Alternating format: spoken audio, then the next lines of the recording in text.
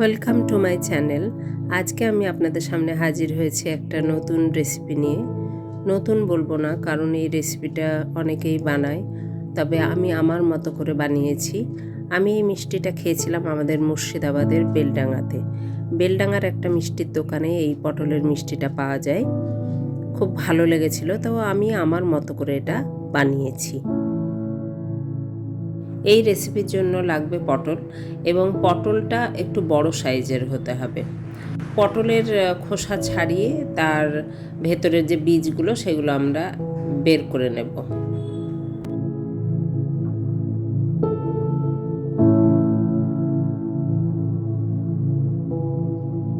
এবার একটা কড়াইয়ে জল দিয়ে দেব। এই জলের মধ্যে পটলগুলো দিয়ে সেদ্ধ হতে দেব। 2 থেকে 3 মিনিট ভালো করে সেদ্ধ করে নিয়ে তারপরে জলটা ঝরিয়ে নিতে হবে। জল ঝরানো হয়ে গেলে কড়াইয়ের মধ্যে চিনি দেব। এখানে আমি 6টা পটল নিয়েছি, তো 6টা পটলের জন্য এখানে আমি 12 চামচ মতো চিনি নিয়েছি।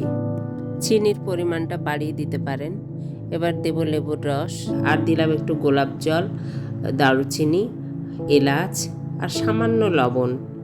যে কোনো মিষ্টি জিনিসে একটু লবণ দিলে স্বাদ আরও বেড়ে যায়, খুব ভালো লাগে। আর দিয়ে দিলাম একটু অর্গানিক ফুড কালার, আর এর মধ্যে দিয়ে দিলাম পটলগুলো, এবং যতক্ষণ না পটলগুলো ট্রান্সপারেন্ট হয়ে যাচ্ছে ততক্ষণ আমি সেদ্ধ করব। মাঝে মধ্যে উল্টে পাল্টে দিতে হবে যাতে 2 দিকেই ভালো করে সেদ্ধ হয়। এই দেখুন ট্রান্সপারেন্ট হয়ে গেছে। এবার এটাকে আমি রেস্টে রেখে দেব। ঠান্ডা হয়ে গেলে অন্য একটা পাত্রে তুলে নিয়ে ফ্রিজে রেখে দেব। এবার মিষ্টির পুরটা বানাবো। এখানে আমি নিয়েছি ছানা এবং পাকা আম। পাকা আম এবং ছানাটাকে মিক্সার গ্রাইন্ডারে ভালো করে পেস্ট করে নেব।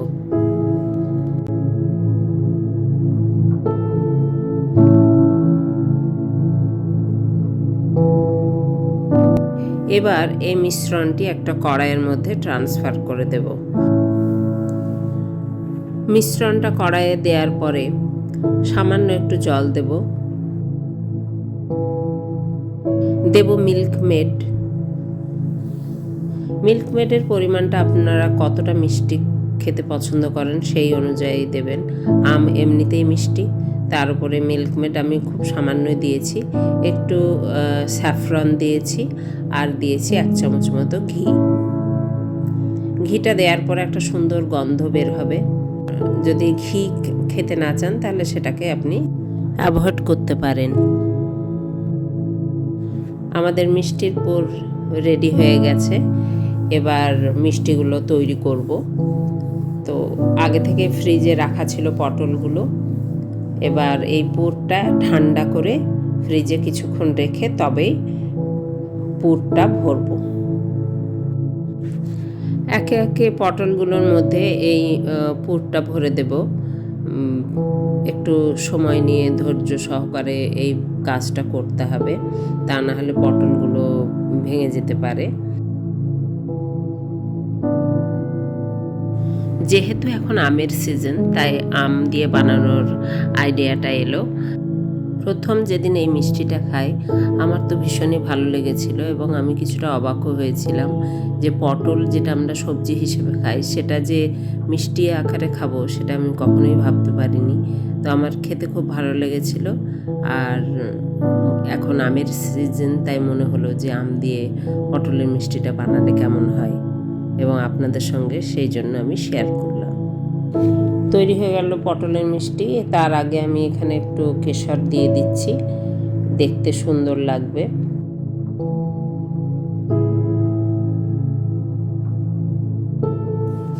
অবশিষ্ট চিনির যে রস ছিল সেটা ছড়িয়ে দিলাম। এতে একটা গ্লসি ভাব আসবে, দেখতেও সুন্দর লাগবে। আপনাদের যদি এই রেসিপিটা ভালো লেগে থাকে তো অবশ্যই লাইক এবং কমেন্ট করবেন, তাতে আমি উৎসাহিত হব। আপনাদের ভালোবাসা এই চ্যানেলটিকে আরও এগিয়ে নিয়ে যেতে সাহায্য করবে। তো অবশ্যই আপনারা লাইক এবং কমেন্ট করবেন। আর যারা সাবস্ক্রাইব করেননি এখনও, তারা অবশ্যই সাবস্ক্রাইব করে নেবেন।